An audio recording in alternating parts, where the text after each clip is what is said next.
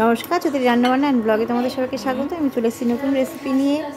ছেলে বেরিয়ে গেছে, সকাল সকাল স্কুলে ছেলেকে রেডি করে দিয়েছি। এবার মেয়ে বেরোবে, তার জন্য মেয়ের টিফিন বানিয়ে দিচ্ছি।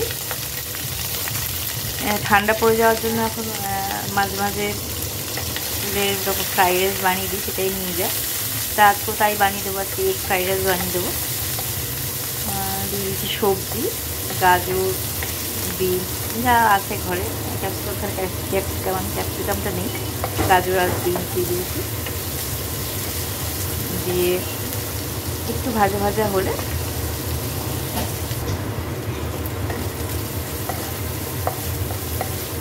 করে নেবো। হালকা, খুব বেশি ভাজবো না, হালকা ভাজবো। এখানে দিয়ে দেবো আমি একটু পেঁয়াজ কুচি, পেঁয়াজটাও হালকা একটু ভাজা ভাজা করে নেবো। এখানে একটা মতন পেঁয়াজ দিয়েছি, মাঝের সাইজে একটা পেঁয়াজই দিয়েছি।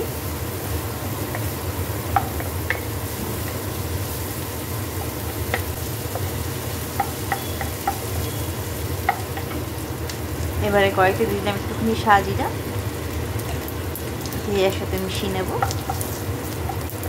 সাজিয়াটা এবং প্রথমেই দেওয়া যায়, কিন্তু আমি এখানে তাড়াতাড়ির জন্য অল্প অল্প করে আগে একটু ভেজে নিয়েছি, কেননা স্কুলের টিফিন বানিয়ে দেবো যেহেতু, জন্য তো তাড়াই রয়েছে। দিয়ে দিলাম একটা ডিম ফাটিয়ে, ভালো করে সব সবজির সাথে একসাথে মিশিয়ে নেব।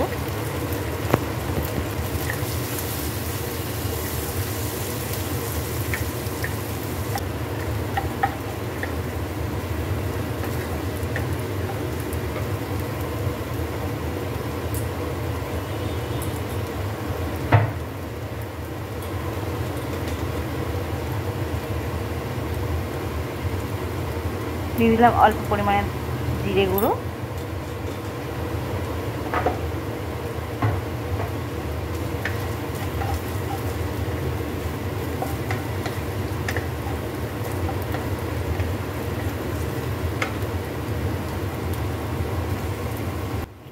এবার এখানে চালটা আমি ধুয়ে রেখেছিলাম, আমি দিয়ে দিলাম। খুব অল্প পরিমাণেই দেবো, কারণ যেহেতু হিয়ার টিফিন বানিয়ে দেওয়ার জন্য নিচ্ছি, অল্প পরিমাণেই দেবো চাল। চালটা ভালো করে মিশিয়ে নেব, সব সবজির সাথে ভালো করে চালটা মিশিয়ে নেব একবার।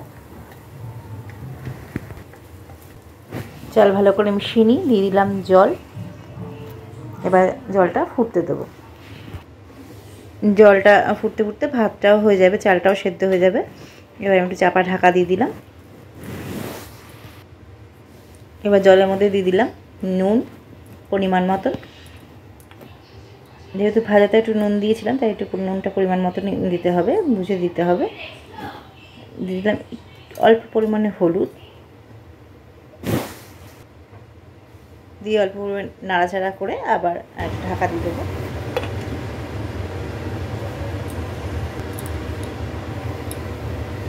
দিয়ে দিলাম অল্প পরিমাণে ঘি,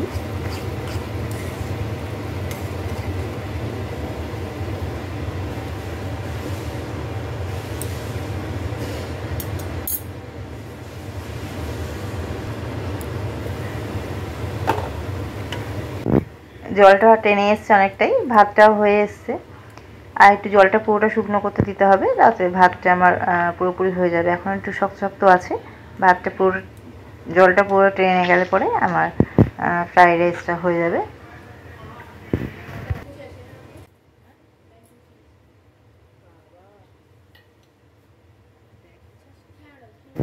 দিয়ে দিলাম ওপর দিয়ে একটু মিষ্টি, এখানে আমি গুঁড়ি দিলাম।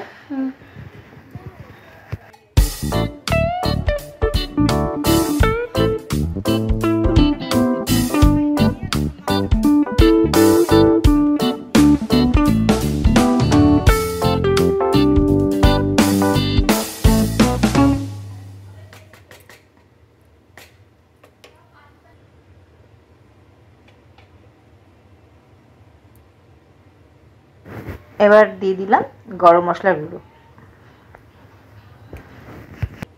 আমার রাইসটা রান্না হয়ে গেছে, আমি একটুখানি ঢাকা দিয়ে ভাপে রেখে দেবো।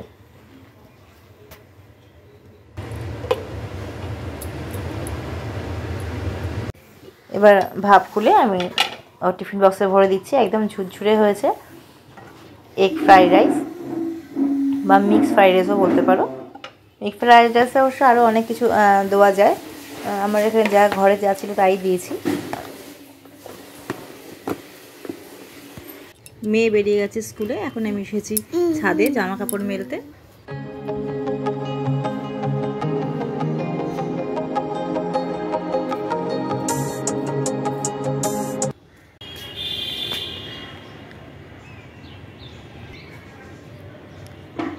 এই টাওয়ারটার উপর একটা চিল ডাকছে, ওই যে বসে আছে।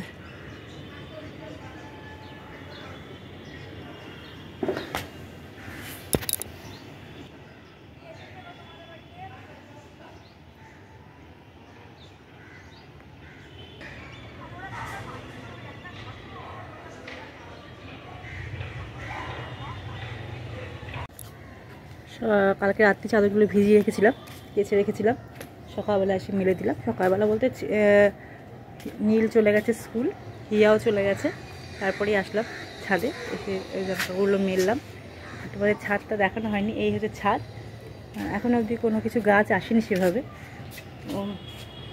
আমার শুধু তুলসী গাছ, গৃহস্থ তুলসী গাছ থাকেই, আর একটা গাছ এসছে সেটা হচ্ছে অপরাজিতা, আর কোনো গাছই এখনও সেভাবে আনা হয়নি। এই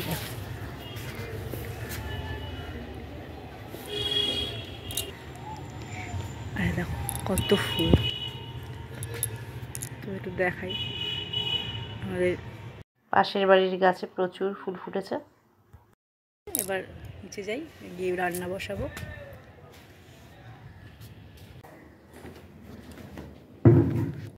আমি এখন চলে এসেছি রান্নাঘরে, করবো ডাল। সোমবার দিয়ে দিয়েছি ডালটা, এক সোমবারে মুসুর ডাল করব।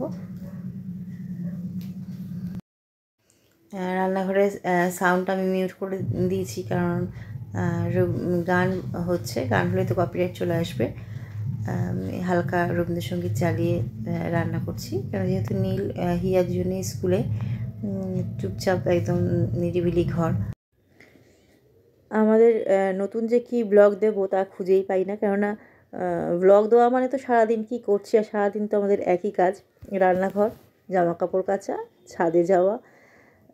যখন বাইরে কোথায় যাই তখন সেখানকার ভিডিও তুলে তোমাদের সাথে শেয়ার করতে খুব ভালো লাগে, কিন্তু বাড়িতে তো এই একই, কী আর শেয়ার করবো তোমাদের সাথে, ওর জন্য ঠিক ভালোভাবে ব্লগটা দেওয়া হয়ে ওঠে না।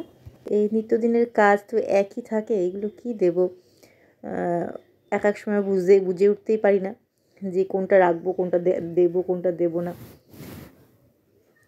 এভাবেই সকল যারা হাউস ওয়াইফ তাদের সবারই মোটামুটি একই কাজ। তো অনেকেই এটা বেশ সুন্দর করে ব্লগ দেয়, তো আমার দেওয়া হয় না। আমি এখানে নীল চলে এসেছে এখন স্কুল থেকে, আর এদিকে আমার মাছের ঝোলও হয়ে গেছে। রান্না সেরে নীলকে খাওয়ালাম, নীল খেয়ে নীল কাছে ঠামের কাছে শুতে, আর এদিকে আমি চলে এসেছি জামাকাপড়গুলো তুলে নিই, শুকিয়ে গেছে সব। আবার এসে ছাদে, কারণ খটখটে রোদ্দুর ছাদে, শুকিয়ে গেছে, সব তুলে নিয়ে গেলাম।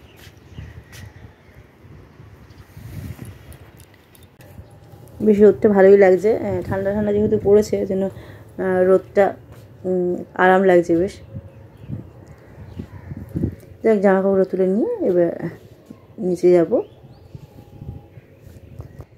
এখান থেকেই ভাঁজ করে নিয়ে গেলে পরে সুবিধা, কারণ একবারে নিয়ে দলা করে রাখলে পরে তখন আর যেন ভাঁজ করতে ইচ্ছা করে না। এই চাদর ভাঁজ করব, জামা কাপড় ভাঁজ করব, সব তো একসাথে পড়ে যায়, তখন আর ইচ্ছা করে না। ওর জন্য ছাদের থেকেই একটু ভাঁজ করে নিয়ে যাচ্ছি, তাহলে সুবিধা হবে। আমার ব্লগ দেখে তোমরা অনেকেই আমাকে মেসেজ করছো, তাদেরকে অসংখ্য ধন্যবাদ আমার ব্লগ দেখার জন্য। আমার এতে ব্লগ করার ইন্টারেস্ট বাড়ছে, আমার রান্না করারও, নানা রকম রান্নাও তোমাদের সাথে শেয়ার করতে আমার ভালোই লাগছে। তোমরা এইভাবে আমাকে সাপোর্ট করে চলো, আর তাহলেই আমি আমার নতুন নতুন রান্নার রেসিপি আমি তোমাদের সাথে শেয়ার করব। তাহলে ব্লগটা আমি আজকে এখানেই শেষ করলাম। আমার ব্লগ তোমাদের কেমন লাগছে আমাকে অবশ্যই জানিও, আর আমার ব্লগ যদি তোমাদের ভালো লেগে থাকে তাহলে অবশ্যই লাইক, শেয়ার অ্যান্ড সাবস্ক্রাইব করো। তাহলে আজকের মতন এইটুকুই, আবার নতুন ব্লগ নিয়ে তোমাদের কাছে হাজির হব। এদিকে নীল ঘুম থেকে উঠে পড়েছে, এদিকে হিয়াও চলে এসেছে স্কুল থেকে। নিউ ইয়ার, আজ নিউ ইয়ার, মাথা খারাপ হয়ে গেছে। मेरी गाड़ी है सुंदर और दिखाऊंगा उधर चलो मैसेज मत करो।